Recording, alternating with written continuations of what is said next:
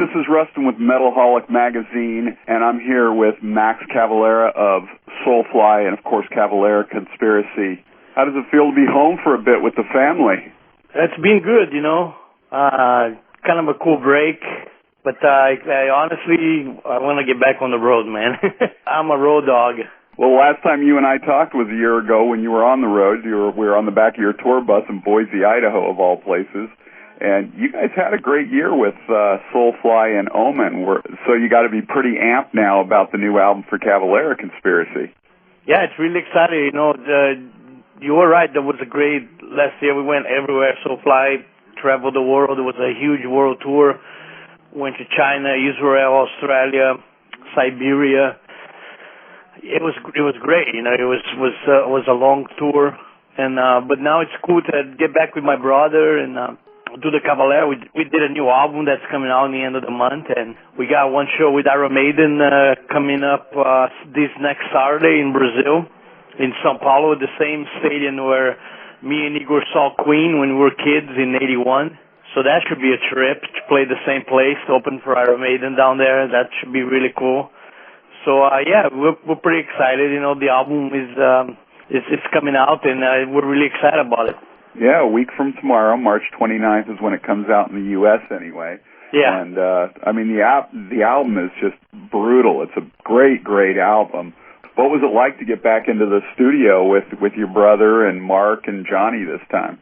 It was great, man. You know, we felt really prepared and excited. We knew the album was coming, so we all kind of got ourselves mentally ready for it. And we entered the studio with this kind of attitude to make like a step beyond kind of album, take the music a little further, and we decided to make the album a little heavier, more brutal than the first one, and I think we did. I think Blunt Force Trauma does have a notch of heaviness. It's a bit heavier than Inflicted, and that is something that I really like it. That was one of our plans to do when we first started making the record. But I'm really excited. I think the album, it has a lot more than that. You know, it had a first part that was all fast songs like Torture and Target and Blunt Force Trauma. But then later on, we decided to add some groove songs like Killing Inside and Genghis Khan and I Speak Hate. And that, to me, that was what was killer, because when we combined those two together, you get a perfect album, I think. You know, you get the fast shit, the trash stuff, and you get the groove, the kick-ass groove stuff. And I think that's a complete album right there, too. So I'm very proud of it. Well, yeah, I mean, that's sort of, once you put all that together, that's all the things that you're known for in your various projects and the stuff that you've always done with your brother. So that's the core of Max and Igor, you know. That's the pure formula of the brothers playing together. Right. And you just mentioned Killing Inside. You chose that as the first single video. Tell us a bit about the track and why you chose that one to put out there first. It's a really off track. It's completely different from everything on the record. That's why I was attracted to it. I wanted to start out with something different.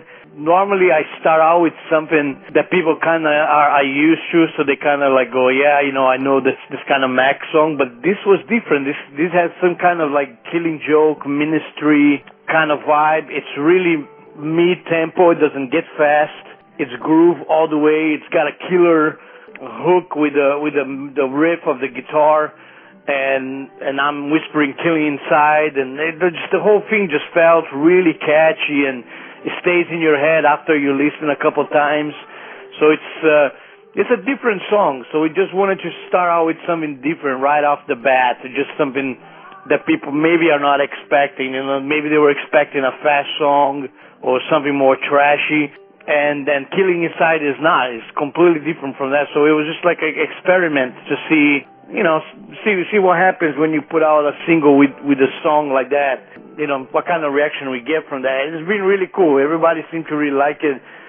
We played Killing Inside live in Barcelona like a month ago, and it was one of the best reaction songs we had that night. So the crowd really loved it. So I think it's going to be cool. Awesome. And you love to bring friends in to play on your albums. You did that on the Omen album. This time you tapped Roger Moret from Agnostic Front. Yeah. Well, me and Igor are big hardcore fans, and we're both big agnostic front fans, and we wanted to work with Roger for a long time. And I mentioned to Igor when we started making this record, let's get Roger here, man. You know, this is the perfect time. This album is perfect. You know, it's got a hardcore side that we can totally fit Roger in the album, and it'll be killer. So I decided to, all right, let's call him. So I got his phone number from a friend, and I called him straight up and set up the whole thing. And he came to my surprise, he lived here in Phoenix, in the same city that I live. He's been living here for 2 years. I never actually bumped into him, but it was really kind of cool to know that he lives here. And we flew him to LA, and we did the song in one day. And the topic was lynch mob. It's a song about a girl that gets raped, and the police let the guys go free. So the system don't do anything against them. So it's up to the neighborhood to catch the guys and, you know, fuck them up. So it was really kind of fun to do that kind of song with Roger, because it was a territory that he was really used to. It's really similar to some agnostic front kind of lyrics.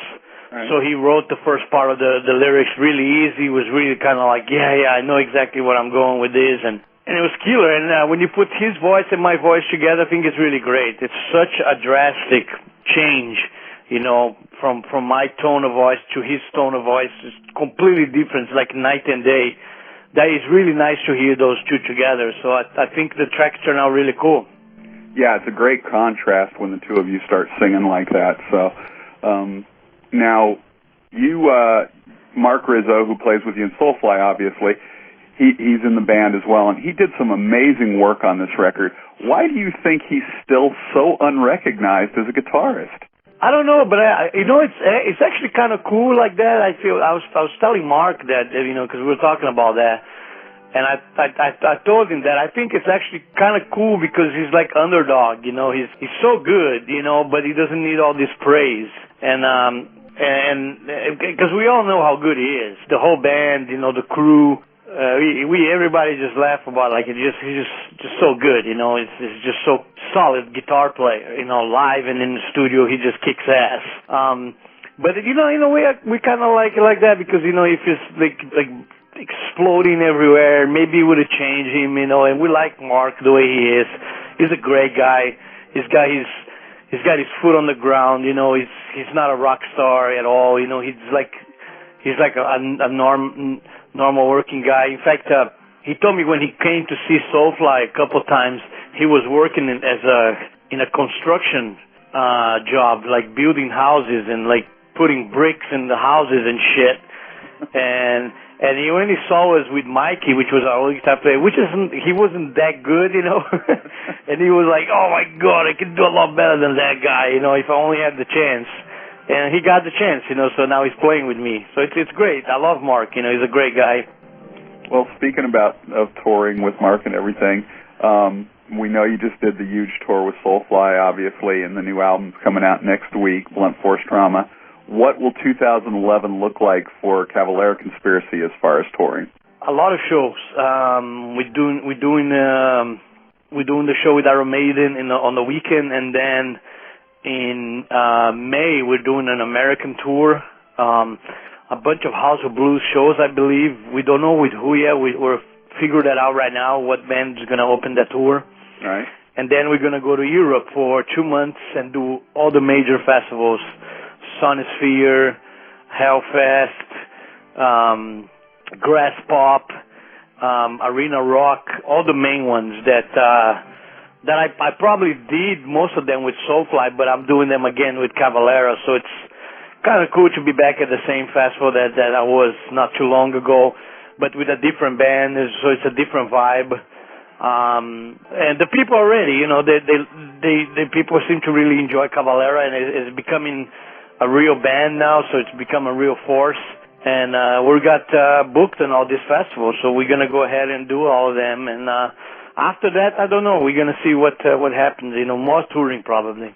All right. Well, and I was gonna ask you, between the various band projects and of course your family, because I know you're very close to your family. Besides smoking a big fat one, what do you do to relax?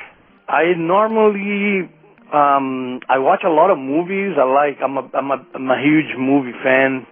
I love watching movies, and I like to go for a walk.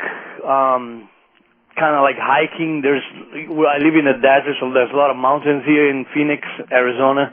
So there's a lot of cool places to hike. So I do a lot of hiking and do a lot of walking around. And I do a little bit of painting too. I paint some shirts and stuff just for friends. Nothing really cool, nothing really good. It's nothing like professional at all.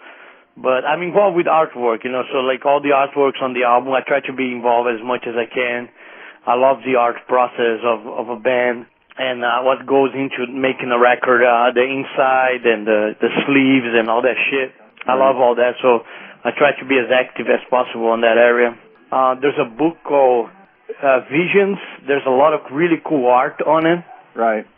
And it's like done by different kind of artists from around the world. And a lot of times I pick my art on this book. I found my artists, they're going to be on the Soulfly album covers, for example.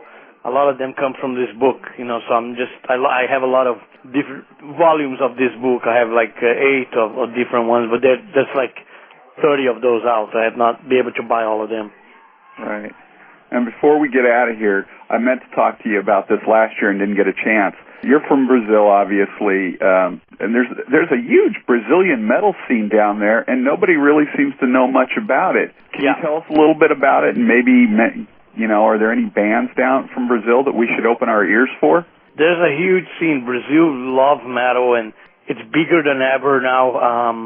Last year, I was there with Cavalera Conspiracy. We did a festival. We had 100,000 people on our show, and it was a huge, awesome festival.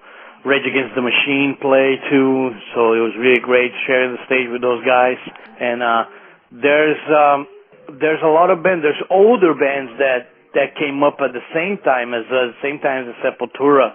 They're still playing, and they still doing their thing. They're just playing and putting albums out. Some of them are called Courses. Courses is one of them with a K. Right. And the other one is called Dorsal. That's Dorsal. They're really cool too. And of course, Crisium is a little bit more popular. They actually done some death metal touring in America and in Europe. They opened for Morbid Angel, and among other bands. And I seen those guys on tour in Europe in festivals. Actually, the singer came and sang Arise with us. And he was really honored. It was really cool. And they are also another really cool band. They're really brutal death metal. There's a huge death metal scene in Brazil too. Like people just love extreme metal in Brazil. So maybe because it's a poor country, like people get attracted. I think that's what happened to us when we were kids. We didn't have any money, so this kind of music felt like the anger of it really connected with our lifestyle. We didn't have any money. We're all broke and pissed off and, hated our jobs that we had to do. And this music came and it was like, put on some fucking Venom and Slayer and fuck the world, There you go. Well, that's a perfect note to wrap it up on. Do you have any final words for the fans? No, I just want to thank them, for without them, none of this would be possible. And, just been killer, man. I want to see everybody this year on tour. I'm going to be on the road with my brother, and we're going to bring the metal to the masses. So hope to see everybody out there. Awesome. Blunt Force Trauma out a week from tomorrow, March 29th here in the U.S.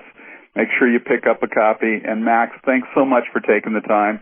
Give my best to Gloria and Igor and the family, and we'll look forward to seeing you out on the road. All right, man. Thank you. Take care.